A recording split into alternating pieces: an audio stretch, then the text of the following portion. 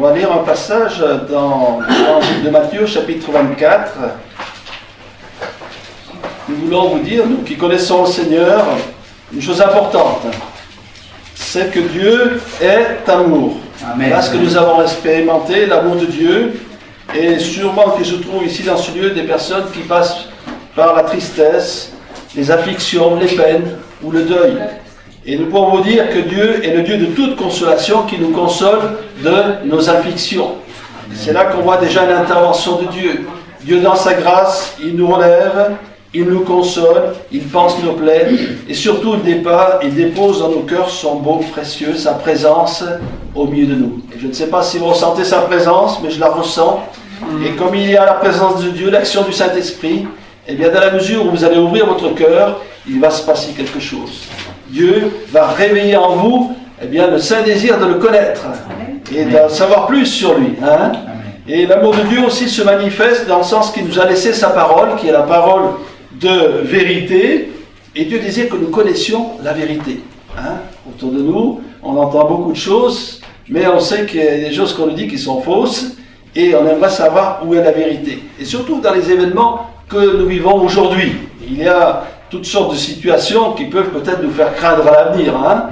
Les grandes banques mondiales qui font faillite et qui laissent ainsi des millions de personnes en difficulté. Et on peut se dire nous aussi, mais qu'adviendra-t-il de demain? Alors c'est pas la peine de consulter ni les horoscopes ni les voyantes pour savoir ce qui se passera demain. Mais Dieu qui est un Dieu de vérité désire nous instruire et désire nous parler dans la génération que nous sommes pour nous expliquer justement qu'est-ce que c'est que ces événements qui se passent. Hein? Et justement, Jésus, dans ce chapitre 24, que nous allons lire quelques extraits simplement, Jésus, il enseigne ses disciples. Il était à quelques jours de son arrestation, avant sa mort et sa crucifixion. Il va enseigner ses disciples pour leur dire les événements du temps de la fin. Et la Bible situe la génération que nous sommes sur la génération du temps de la fin. Et les événements que nous vivons sont là pour confirmer que nous allons vers ces événements-là. Alors on va lire quelques extraits. Matthieu chapitre 24, on ne lira pas tout le chapitre, il est un peu long, mais quelques extraits simplement. Matthieu chapitre 24, verset 4. Jésus donc s'entretient avec ses disciples et leur dit ceci: prenez garde que personne ne vous séduise, car plusieurs viendront sous mon nom, disant c'est moi qui suis le Christ. Et ils séduiront beaucoup de gens. Vous entendrez parler de guerre et de bruit de guerre. Gardez-vous d'être troublés, car il faut que ces choses arrivent. Mais ce ne sera pas encore la fin. Une nation s'élèvera contre une nation, et un royaume contre un royaume, et il y aura en divers lieux des famines et des tremblements de terre.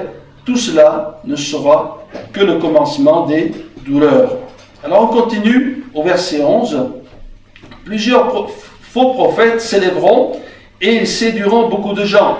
Et parce que l'iniquité sera accrue, l'amour du plus grand nombre se refroidira. Mais celui qui persévérera jusqu'à la fin sera sauvé. Cette bonne nouvelle du royaume sera prêchée dans le monde entier pour servir de témoignage à toutes les nations. Alors viendra la fin.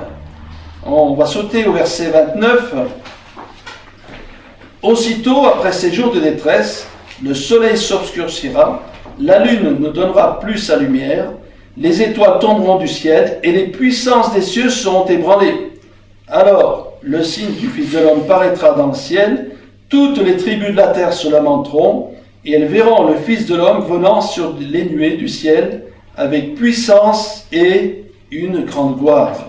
Il enverra ses anges avec la trompette retentissante, et ils rassembleront ses élus des quatre vents, d'une extrémité des cieux à l'autre.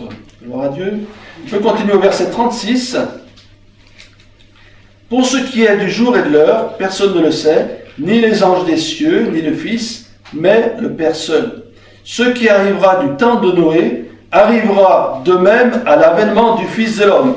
Car dans les jours qui précédèrent le déluge, les hommes mangeaient et buvaient, se mariaient et mariaient leurs enfants jusqu'au jour où Noé entra dans l'arche. Et ils ne se doutèrent de rien jusqu'à ce que le déluge vienne et les emporte tous. Et il en sera de même à l'avènement du Fils de l'homme. Alors, de deux hommes qui seront dans un champ, l'un sera pris et l'autre laissé. De deux femmes qui moudront à la meule, l'une sera prise et l'autre laissée. Veillez donc, puisque vous ne savez pas quel jour votre Seigneur viendra. Amen. Voilà, alors, pour certains qui ne connaissent pas la parole de Dieu, ça peut vous paraître un peu compliqué. Mais ici, Jésus, il va parler du quotidien. Il va parler de la génération que nous vivons et des événements qu'on peut suivre à la télévision ou à la radio, les actualités. Qu'est-ce qu'on entend? Eh bien, des tremblements de terre, des raz-de-marée, des tornades, des cyclones, un tsunami où il y a eu des centaines de milliers de morts. Et tous ces événements peuvent un peu nous perturber. Alors là, c'est déjà à travers les événements qui se passent aujourd'hui, eh bien, ça rejoint ce que Jésus a dit, qu'il y aurait des tremblements de terre et des choses semblables. Et Dieu qui sait toutes choses, qui ne cache rien, savait ce que nous vivrions aujourd'hui. Et déjà, les prophètes de l'Ancien Testament nous parlent de ces événements, non pas pour nous inquiéter, mais justement pour nous prévenir des choses difficiles que nous allons vivre. Mais nous lirons ensuite, dans un deuxième temps, toujours dans le message que Jésus a annoncé ici au Mont des Oliviers, Jésus nous donne un message d'espérance. Et c'est toujours comme ça. Lorsque Dieu parle, il révèle les choses. Il va au fond des cœurs. Parce que Dieu est un Dieu de vérité. Et on ne peut pas vivre dans la vérité sans dévoiler les choses. Mais dans un deuxième temps, eh bien, il veut agir dans notre vie. C'est comme si vous allez chez le docteur, il va vous faire beaucoup d'examens, si c'est un docteur consciencieux, afin de vous soigner beaucoup plus, pour que vous soyez entièrement guéri. Et le Seigneur désire guérir nos vies. Le Seigneur désire reconstruire peut-être celui qui, depuis des années, vit ainsi dans la crainte, dans la peur, dans l'inquiétude, ou dans la souffrance et dans la maladie.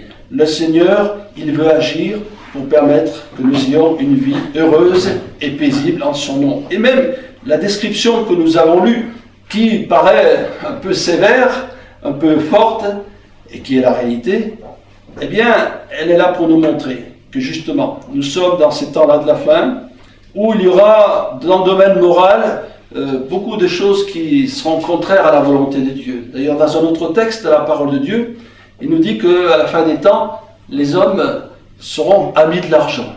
Et aujourd'hui, il faut reconnaître que quelques personnages dans le monde possèdent des fortunes immenses, tellement immenses qu'ils n'ont pas le temps de dépenser tout leur argent, alors que dans une grande partie du monde, il y a la famine, la malnutrition, et des hommes et des femmes qui n'ont à peine de quoi survivre et qui aimeraient bien que l'on donne un peu à manger. Il y a ces contradictions. Mais Dieu montre tout cela pour nous dire que ce n'est pas lui qui veut ces choses. Dieu nous dit la vérité, mais son plan pour chacun d'entre nous, c'est que nous soyons heureux. Son plan, c'est que nous partagions avec celui qui a faim. La volonté de Dieu, c'est qu'il n'y ait pas cette misère et cette souffrance. Donc, la situation, elle est là. Hein. Et ensuite, il y a aussi cette situation spirituelle. Et là, Jésus nous parle des faux prophètes, des faux docteurs, etc. Et il y a cette contradiction aujourd'hui, c'est qu'à la fois les gens sont malheureux, ils ont peur de l'avenir, ils sont dans la crainte. Certains disent, bon, est-ce que je vais garder mon emploi dans mon usine? D'autres, cette usine va être délocalisée, et moi, qu'est-ce que je vais faire? Il y a là des problèmes qui sont de toutes parts, et au lieu de se tourner vers le Seigneur, au lieu de rechercher le secours auprès de Dieu, eh bien, ils vont dans toutes sortes de directions, pensant trouver un secours. Ils vont consulter l'horoscope, ils vont chez le voyant, le guérisseur, etc. Mais ce n'est pas là la bonne solution. Hein. Ce n'est pas là qu'il faut aller. Et aujourd'hui, il faut reconnaître qu'il y a une multiplication de religions et de sectes, non pas qui soient conformes à la parole de Dieu, mais plutôt ces religions qui essayent de satisfaire les uns et les autres d'un point de vue charnel, mais non spirituel.